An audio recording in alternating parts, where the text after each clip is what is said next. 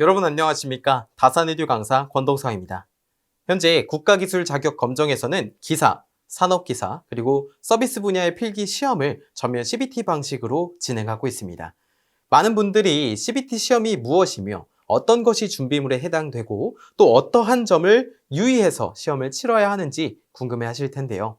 이번 영상은 그러한 궁금증들을 잘 해결할 수 있는 영상이 되겠습니다. 바로 시작해 볼까요? 기사, 산업기사, CBT 필기시험 준비물 및 유의사항입니다. 목차는 다음과 같습니다. CBT 시험이란, 그리고 준비물, 유의사항 순으로 알아보겠습니다. CBT 시험이라고 하는 것은 컴퓨터 베이스드 테스트의 약자로서 컴퓨터로 시험을 응시하는 것을 의미하게 됩니다. 말 그대로 내가 컴퓨터로 시험을 치르는 겁니다. 마우스로 원하는 답안을 클릭해서 답안을 제출하는 거죠. 자, 몇 가지 특징들을 갖고 있는데요. 한번 보겠습니다. 자, 첫째는 문제은행에서 개인별로 문제가 다르게 출제된다는 것입니다. 예를 들어서 제가 친구와 같이 시험을 접수한다고 해볼게요. 동일 종목, 동일 장소, 동일 시간 이렇게 분명 같게 신청을 했는데 시험이 다 끝나고 나니까 이 친구와 제가 출제된 문제가 다르다는 거죠. 그리고 그 둘뿐만이 아니라 제 앞자리, 제 옆자리, 제 뒷자리 그 장소에 있는 모든 사람이 다 시험 문제가 다르게 출제된다는 것입니다. 이것이 CBT 필기 시험의 가장 큰 특징 중 하나고요. 물론 다르게 출제된다라고는 하지만 몇몇 수험생분들과는 문제가 겹치는 경우가 있긴 합니다. 둘째, CBT 시험 회차별 응시 기회는 종목당 1회입니다. 자, 이 말은 무엇이냐면 우리가 시험 일정을 보게 되면요. 필기 시험의 기간이 2주 정도로 배정이 되어 있습니다. 그 2주라는 기간 동안 제가 원하는 날짜, 원하는 시간, 원하는 장소에서 응시할 수 있도록 선택할 수가 있는데요. 제가 예를 들어서 전기 기사를 보고 싶다면, 응시하고 싶다면 그 2주라는 기간 동안, 한 회차 동안 전기 기사는 딱 한 번만 응시할 수 있다는 겁니다. 이날 보고 또 다른 날 보고 이런 게 안 된다는 거예요. 동일 종목은. 여기서 말하는 종목은 제가 방금 말씀드린 것처럼 기사, 산업기사, 그리고 공사기사, 공사산업기사 이런 것들에 해당이 됩니다. 각각. 자, 셋째는 시험 시간은 현재 문항당 1.5분 기준으로 시간이 배정되어 있다는 겁니다. 여기서 말하는 1.5분이란 1분 30초를 의미하게 되고요. 문항당 1분 30초라고 해서 꼭 이 한 문제당 1분 30초 이내로 풀어야 되느냐? 그건 아닙니다. 전체 시간을 배정할 때 그렇게 기준으로 삼겠다라는 거예요.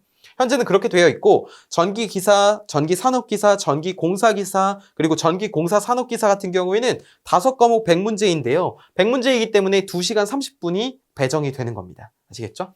자, 근데 25년부터는 문항당 1분 기준으로 조정이 된다라고 하니까 그 점 참고해 주시면 되겠습니다. 그러면은 1분이면 어떻게 될까요? 25년부터는 100문제면 100분이 되는 것이죠.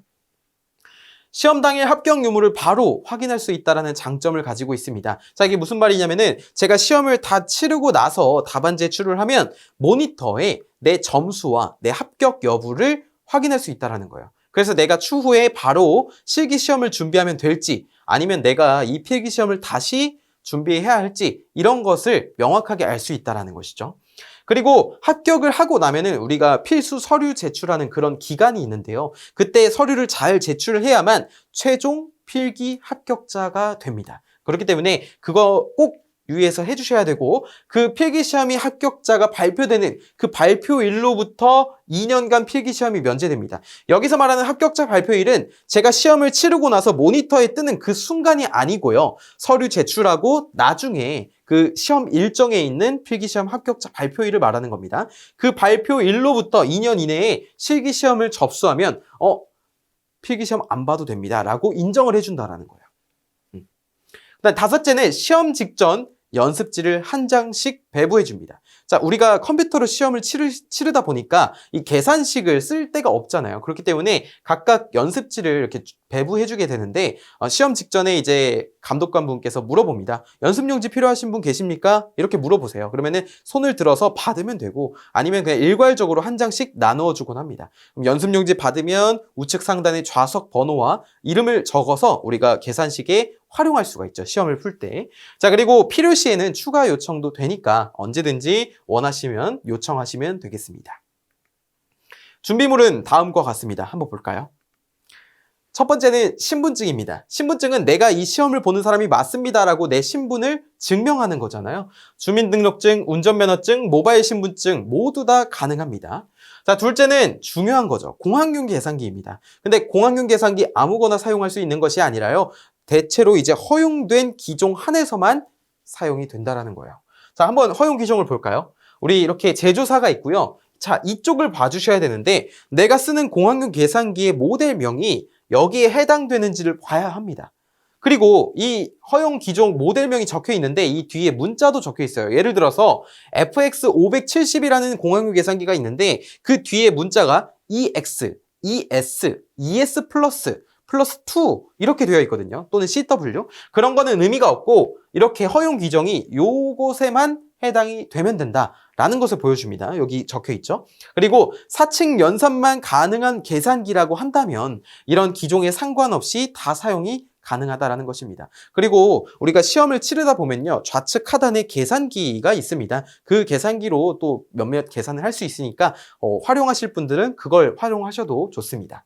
자, 이어서 보면은 검정색 볼펜을 꼭 지참을 해주셔야 됩니다. 검정색 볼펜 어디다 쓸까요? 바로 연습용지에다가 내가 식을 쓸 때 필요합니다. 그래야지 공학용 계산기에 잘 입력할 수가 있잖아요. 내가 맞게 푸는지도 확인할 수 있고 그렇기 때문에 볼펜 꼭 지참하시고요. 넷째는 수험표인데 이는 선택사항입니다. 수험표에는 성명, 그리고 응시 종목, 일자, 장소 이런 것들이 적혀 있게 되는데 사실 이제 시험 장소에 가게 되면은 대기실에 앞에 좌석 배치도가 있어요. 그 좌석 배치도에 따라서 자리를 앉게 되면은 모니터에 내 얼굴과 이름, 응시 종목, 수험 번호, 날짜 다 적혀 있습니다. 그렇기 때문에 혹시라도 그 점이 조금 상이하다면 바로 손들어서 이거 정보가 잘못됐습니다 말씀을 해주셔야 되고요. 그렇지 않다면 그대로 활용하셔서 그냥 시험을 치르시면 되는데 따라서 수험표는 조금 선택사항이다 라고 말씀드리고 싶습니다. 자, 이어서 유의사항 보겠습니다. 어떤 점을 유의해야 하는지 보겠습니다. 첫째는 주어진 시간을 최대한 잘 활용하라는 것입니다. 자, 이게 무슨 말이냐면은 예를 들어서 아까 전에 앞서 말씀드렸던 것처럼 지금 현재로서 2시간 30분의 시간이 있다고 말씀을 드렸는데요. 이 2시간 30분을 다 쓰라는 것이 아니라 그리고 너무 짧게 끝내라는 것도 아니라 어떠한 문제를 풀 때 내가 이 문제를 잘 풀었는지 그리고 답안을 잘 체크했는지 명확하게 확인하라는 것입니다. 그러면은 누군가는 좀 오래 걸릴 수 있고 누군가는 좀 짧게 끝날 수 있잖아요. 그런데 너무 내가 더 확인할 시간이 있는데도 불구하고 나는 확인 안 하고 싶어 해서 그냥 나오지 말라는 것을 말씀드리는 겁니다. 그래서 시간을 최대한 잘 활용을 하셨으면 좋겠습니다. 자, 둘째는 수식 계산 시 공학용 계산기에 정확하게 입력하라는 것입니다. 예를 들면은 괄호라든지 분수가 있어요.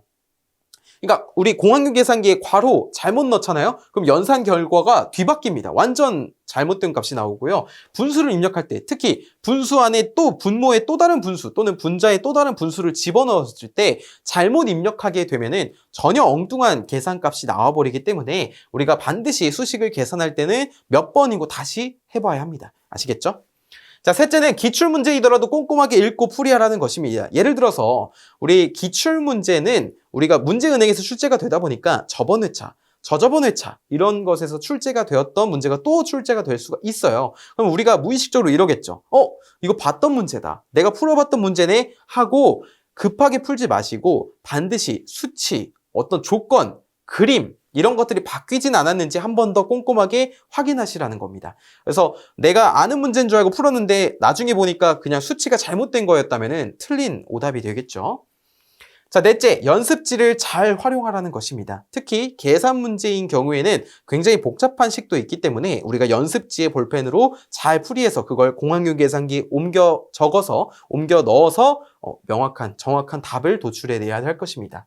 다섯째는 문제 오류 및 기타 궁금한 사항은 감독관에게 물어보세요라는 것입니다. 자, 이게 무슨 말이냐면은 내가 봤는데 문제가 조금 이상해요. 아니면 또 이 시험뿐만이 아니라 시험 장소라든지 어떤 컴퓨터 오류라든지 그런 것이 생기면 바로 손을 들어서 감독관 분께 말씀을 드리라는 것입니다. 이거를 내가 말하면은 다른 사람 방해되지 않을까? 이렇게 하지 마시고 어떠한 문제가 생기면 바로 손 들어서 말씀하라는 거예요. 여섯째는 답안을 선택할 때 잘못 선택하지 않도록 유의하고 마지막에 검토하라는 겁니다.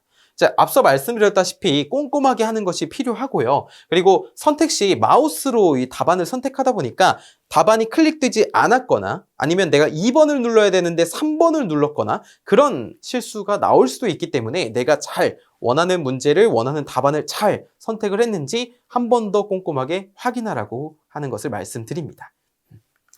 자, 이렇게 해서 우리가 CBT 필기시험에서 필요한 그리고 준비물, 유의사항까지 알아보겠습니다. 사실 무엇보다 제일 중요한 것은 공부도 공부지만 자기 자신을 믿고 앞으로 쭉 나아가는 겁니다.